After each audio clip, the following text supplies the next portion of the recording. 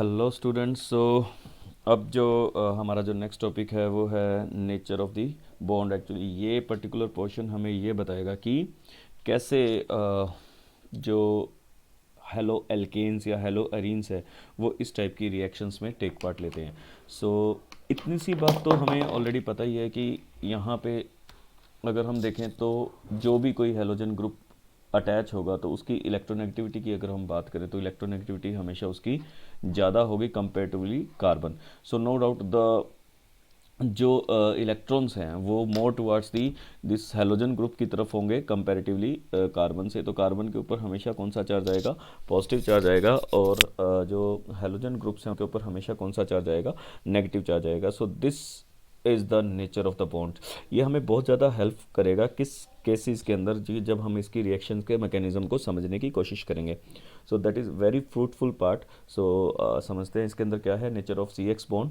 सो C means carbon और X means halogen जो उसके साथ अटैच होगा। तो carbon halogen bond of the alkyl halide is polarised. ये पोलराइज्ड होता है क्योंकि वहाँ पर पॉजिटिव और नेगेटिव चार्ज की आपको सेपरेशंस दिखाई देती हैं। As halogen atom is more electronegative than the carbon and the carbon atom bears a partial positive charge. As I already told you कि उनके ऊपर कौन सा चार्ज आएगा? पॉजिटिव चार्ज आएगा। And the halogen atom bears a partial negative charge. तो halogen के ऊपर पार्शियल नेगेटिव चार्ज आएगा। The carbon halogen bond length also increase from C F to C I. No doubt we know that कि fluorine का जो size है बहुत small होता है और जैसे जैसे हम आगे बढ़ेंगे मीन्स ग्रुप के अंदर नीचे की तरफ आएंगे तो साइज़ जो है वो कंपैरेटिवली बढ़ता रहेगा और उसके कारण उसकी जो बॉन्ड लेंथ है वो भी इंक्रीज होती रहेगी।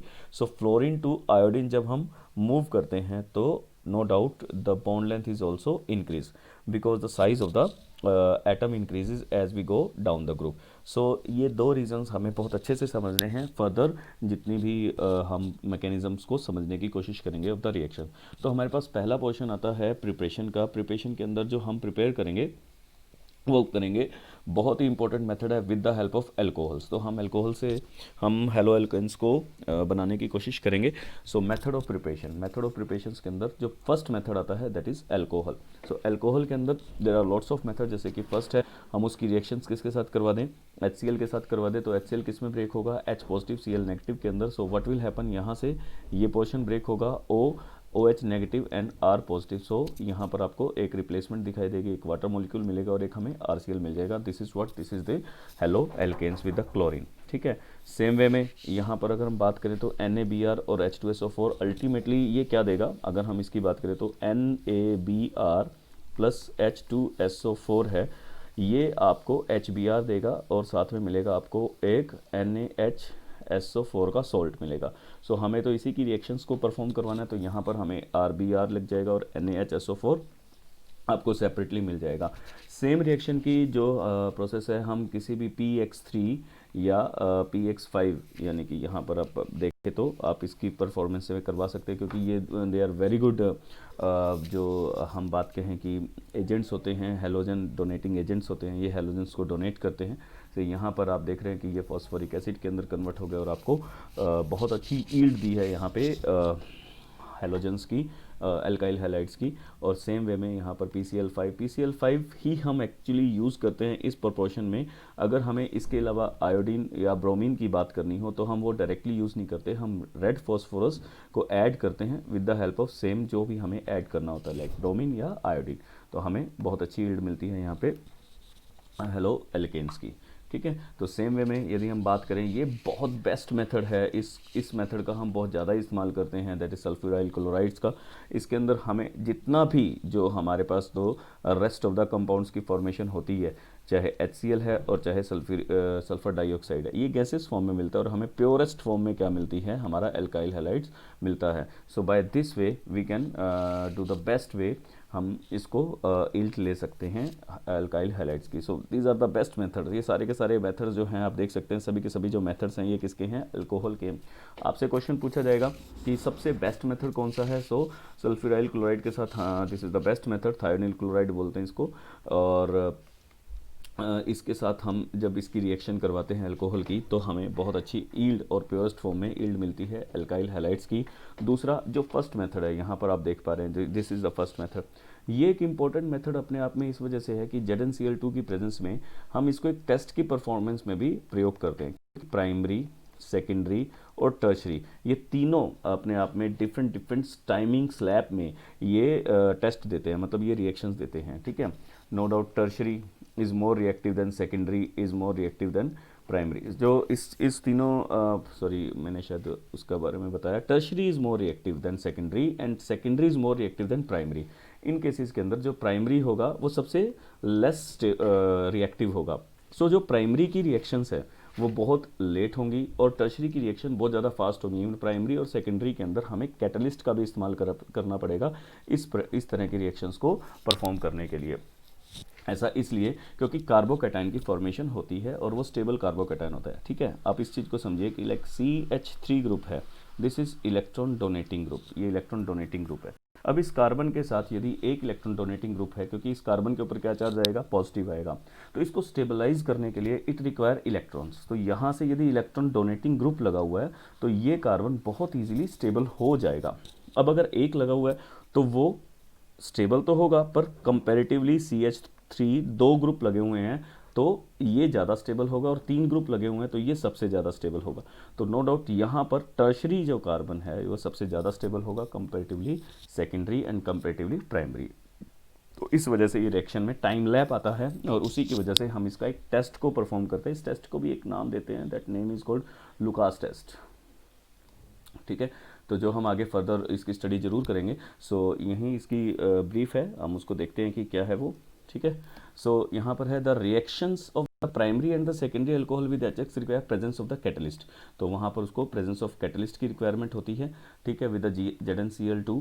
But with the tertiary alcohol, जैसा मैंने आपको बताया, tertiary alcohol the reaction is conducted by simple shaking with the concentration HCl, ठीक है। वहाँ ये टर्बिडिटी बोलते हैं हम, ठीक है, उसको क्या बोलते हैं, टर्बिडिटी। टर्बिडिटी, ये टर्बिडिटी लेकर आता है। टर्बिडिटी मीन्स धुंधलापन होगा वहाँ पे। जब हम टर्शरी के साथ करेंगे तो वो इमीडिएट टर्बिडिटी आपको देता है, but for the secondary it will take some time and primary के लिए it will take more time, और वो रिएक्शन बिना कैटलिस्ट की प्रेजेंस के होती भी नहीं है। So this reason is the ये हमें अगर प्राइमरी, सेकेंडरी और टर्शरी अल्कोहल की जब हम टेस्ट की बात करेंगे तो इसको फिर से एक बार हम ध्यान से पढ़ेंगे कि हमें जब देखना हो कि प्राइमरी, सेकेंडरी, टर्शरी अल्कोहल है तो हम ZnCl2 की प्रेजेंस में लुकास टेस्ट करते हैं, जिससे हमें ये पता चल जाता है। नेक्स्ट है constant boiling with HBr is use to prepare the alkyl bromide. जैसे हम इसकी जो डायरेक्ट इसकी प्रेजेंस नहीं करते, इन situ में करते हैं। इन situ मीन्स हम यूज़ करते हैं NaBr प्लस H2SO4, यानी कि ये रिएक्शंस के अंदर बनता है और कंज्यूम होता है, ठीक है। Then good yield of Ri may be obtained by heating alcohol with the sodium potassium iodide in 95% phosphoric acid. So what will the order of the reactivity of the alcohol with the given halo acid? That will be the tertiary, as I told you, then secondary and primary, ठीक है। Then the next method is that is also very important method, that method is free radical halogenation. What is free radical halogenation? First of all free radical क्या होते हैं पहले हम उसके ऊपर बात करते हैं। हालांकि ये +1 के अंदर बहुत ब्रीफली समझाया जाता है, डिटेल्ड में समझाया जाता है सॉरी। तो वहाँ पर क्या होगा कि यदि A is combine with atom B, और ये बॉन्ड की जब हम क्लीवेज करते हैं, तोड़ते हैं इस बॉन्ड को, तो ये बॉन्ड नो डाउट किससे बना होगा, 2 इलेक्ट्रॉन से बना होगा।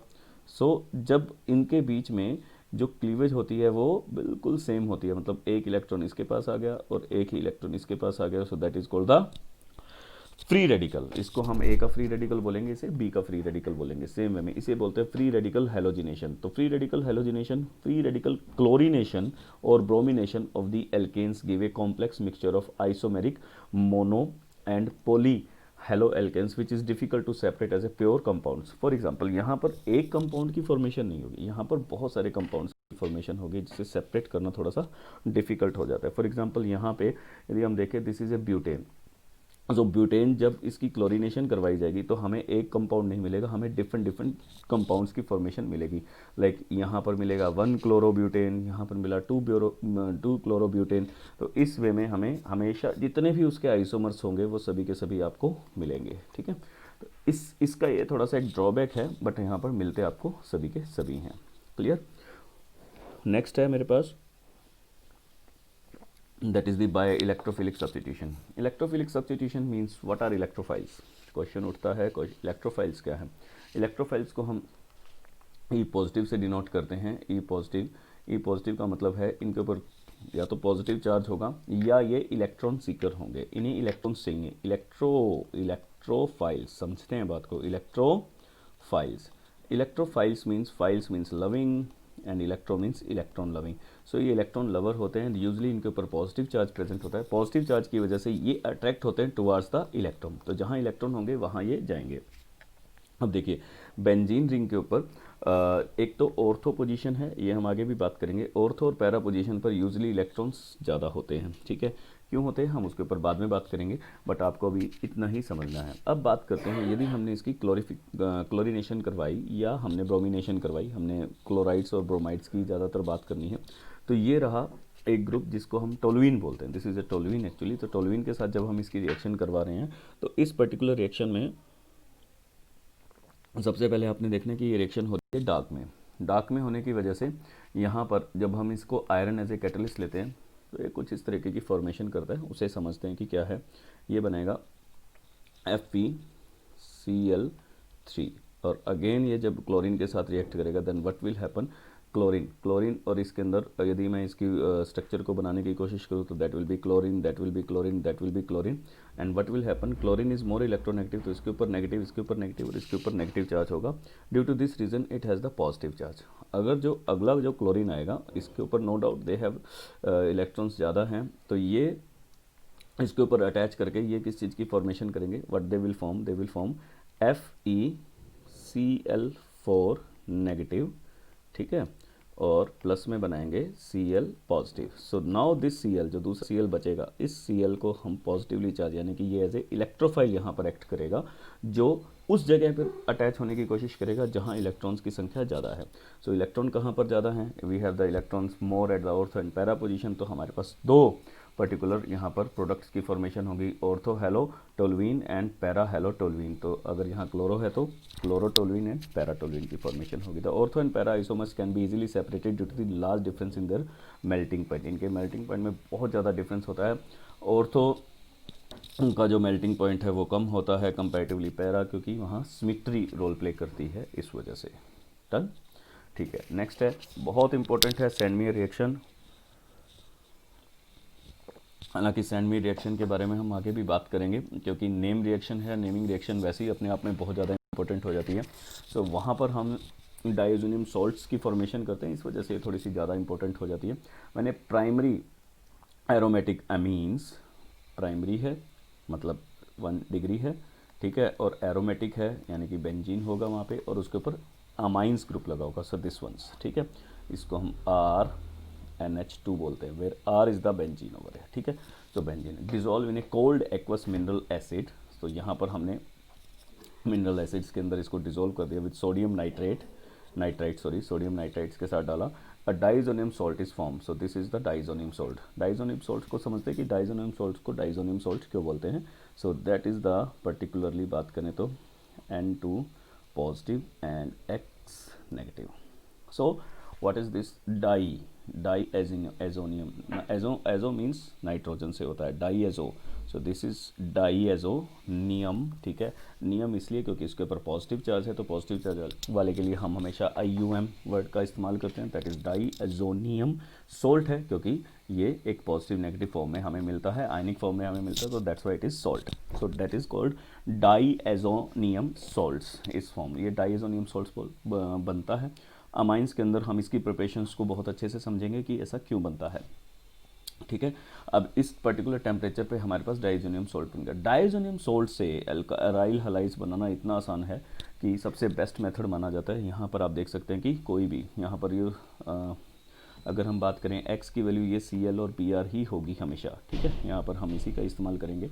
आयोडीन के लिए हम इसका इस्तेमाल नहीं करते, और फ्लोरीन कभी भी हम इस पर्टिकुलर लैब के अंदर फॉर्मेशन नहीं कर सकते, क्योंकि उसकी रिएक्टिविटी बहुत ही ज़्यादा होती है ड्यू टू दिस रीज़न, ठीक है। और इसी पर्टिकुलर पार्ट को समझने के लिए हम जब हम इस रिएक्शंस को समझते हैं तो रिएक्शंस के अंदर क्या होगा, इमीडिएटली यहाँ से नाइट्रोजन गैस रिलीज होती ही होती है। ठीक है, नाइट्रोजन गैस रिलीज होगी, यहाँ से जितना जो भी CuX2 का पार्ट जब हम यूज़ करेंगे वही आपको यहाँ पर एल्काइल हैलाइड्स का प्रोडक्ट मिलेगा, साथ में आपको क्या मिलेगी, नाइट्रोजन गैस मिलेगी। एज आई टोल्ड यू, यहाँ पर जो X है वो क्लोरीन और ब्रोमीन ही होगा। ठीक है, तो जैसे Cl ले लिया या CuBr ले लिया, ये दोनों के दोनों यहाँ पर आप परफॉर्म करवा सकते हैं इस तरह के टेस्ट। आपको आयोडीन यदि लगाना है, हाइड्रोबेंजीन बनाना है, तो आपको यहाँ पर सेम वे में Ki की प्रेजेंस में इसका ये टेस्ट आप करवा सकते हैं। डन। एल्कीन से हम इसको प्रिपेयर कर सकते हैं। तो एल्कीन का जब एल्कीन की फॉर्मेशंस से जब हम एल्काइल हैलाइड्स की फॉर्मेशन करते हैं तो वहाँ पर याद रखें कि हेटेरोलाइटिक क्लीवेज होता है। हेटेरोलाइटिक क्लीवेज के अंदर क्या होगा, लाइक दिस। एक बार उस क्लीवेज को समझते हैं ताकि आपको चीज़ बहुत इजीली समझ में आ जाए। तो जो पाई बॉन्ड होगा, पाई बॉन्ड हमेशा ब्रेक डाउन होता है। पाई बॉन्ड का ब्रेक डाउन से, this is a pi bond, तो पाई बॉन्ड जब ब्रेक डाउन होगा तो एक कार्बन के ऊपर पॉजिटिव चार्ज आएगा और एक कार्बन के ऊपर नेगेटिव चार्ज आएगा। ठीक है, क्योंकि वहाँ पर हेटेरोलाइटिक क्लीवेज हो रहा है, यानी कि समांतरण जो अगर हम कहें कि डिस्ट्रीब्यूशन नहीं हो रहा है, सेम डिस्ट्रीब्यूशन नहीं होगा। वन कार्बन, जिस कार्बन से दूर जाएंगे उस कार्बन के ऊपर क्या चार्ज आएगा, पॉजिटिव चार्ज आएगा, और जिस कार्बन के पास इलेक्ट्रॉन जाएंगे उसके पास नेगेटिव चार्ज आएगा, ड्यू टू दिस रीजन। अब एच एक्स की भी हमें पता है कि एच किस तरीके से ब्रेक डाउन होगा, लाइक दिस। एक्स के ऊपर नेगेटिव चार्ज होगा और एच के ऊपर क्या चार्ज होगा, पॉजिटिव होगा। सो बाय दिस वे जो पॉजिटिव चार्ज वाला कार्बन है उसके ऊपर आपका हैलाइड्स ग्रुप लगेगा और जो नेगेटिव चार्ज वाला है उसके ऊपर आपका हाइड्रोजन अटैच हो जाएगा, जिसकी वजह से ये फॉर्मेशन हो जाएगी।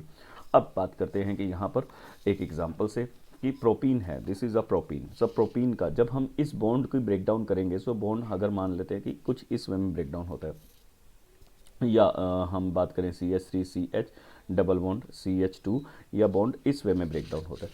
तो इस पर्टिकुलर सिचुएशन में आपको क्या देखने को मिलेगा, यहाँ पर किसी भी वे में हो सकता है। हम अगर इस वे की बात करें तो एक बार इसी वे को आगे कंटिन्यू करते हैं। तो इस वे में आपको क्या देखने को मिलेगा, so that will be CH3CH, इसके ऊपर क्या चार्ज आएगा, पॉजिटिव चार्ज आएगा, और इसके ऊपर क्या चार्ज आएगा, नेगेटिव चार्ज आएगा। और अगर इस वे की बात करें यहाँ पे, तो that will be CH3CH, it has the negative charge and it has the positive charge. Now understand the things.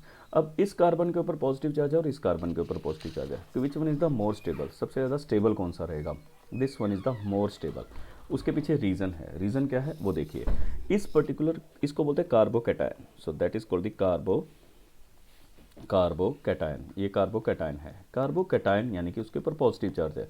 Positive charge को स्टेबल के लिए क्या चाहिए, इलेक्ट्रॉन चाहिए। अगर हम इसके दोनों तरफ देखें तो बोथ, इधर भी CH3 ग्रुप लगा हुआ है और इधर भी CH2 ग्रुप लगा हुआ है, यानी कि ये भी इलेक्ट्रॉन डोनर है और ये भी क्या है, इलेक्ट्रॉन डोनर ग्रुप है। एक R चेन इधर है और एक R की चेन इधर है, जो दोनों इसको स्टेबलाइज कर रही है by giving the electron, because दोनों इलेक्ट्रॉन डोनर ग्रुप लगे हुए हैं। ठीक है, अब इस तरफ देखते हैं, यहाँ पर अगर पॉजिटिव चार्ज है तो केवल एक यही R चेन है जो इसको क्या कर रही है, स्टेबल कर रही है, और इसके पास दोनों तरफ HH लगे हुए हैं, जिसकी वजह से अगर कंपेयर करें तो इसकी स्टेबिलिटी कम है, इसकी स्टेबिलिटी ज़्यादा है। ठीक है, बिकॉज ये टर्शरी है, सेकेंडरी है। ये कार्बन जो है ये सेकेंडरी कार्बन है और ये कार्बन जो है ये प्राइमरी कार्बन है। तो ड्यू टू दिस रीज़न यहाँ पे आप देख सकते हैं कि इसकी स्टेबिलिटी ज़्यादा हो जाएगी। ठीक है, सो अब हम बात करें इस वाले की। ठीक है, इस पर्टिकुलर सिचुएशन में देखिए, इस कार्बन के ऊपर क्या चार्ज आया था, पॉजिटिव चार्ज आया था। ठीक है, और इसके इस तरफ भी R ग्रुप लगा था और इसके इस तरफ भी R ग्रुप लगा था। मैं कह रहा हूँ कि ये सेकेंडरी है, तो जिसकी वजह से इसकी स्टेबिलिटी ज़्यादा है, क्योंकि दोनों तरफ आपके इलेक्ट्रॉन डोनर ग्रुप है, जिसकी स्टेबिलिटी ज़्यादा हो जाएगी। अब उधर से बात करते हैं HI की ब्रेकेज की। HI किस वे में ब्रेक होगा, इस वे में ब्रेक होगा, तो I has the negative charge and H has the positive charge. So where I goes to this carbon. जब इस कार्बन के पास जाएगा तो कौन सा प्रोडक्ट बनेगा, दैट इज 2-आइडोप्रोपेन। ठीक है, 2-आइडोप्रोपेन। अब ये ज़्यादा बनेगा, मेजर बनेगा, रीज़न बिहाइंड, क्योंकि ये ज़्यादा स्टेबल था, ये लेस स्टेबल था। यहाँ पर इसकी स्टेबिलिटी कम हो जाएगी, जिसकी वजह से इसकी कंसंट्रेशन भी कम होगी। ठीक है, so by this way we can explain the that is mechanism. ठीक है, now addition of the halogen. तो हेलोजन की एडिशंस किस वे में हो सकती है उसको भी देखते हैं। So for example, addition of the bromine in CCl4 in the alkenes result in the discharge of the reddish brown colour. So actually ये हम उसका एक टेस्ट भी करते हैं। ब्रोमीन जो है वो अपने आप में एक कलर रखता है, that is called the reddish brown colour.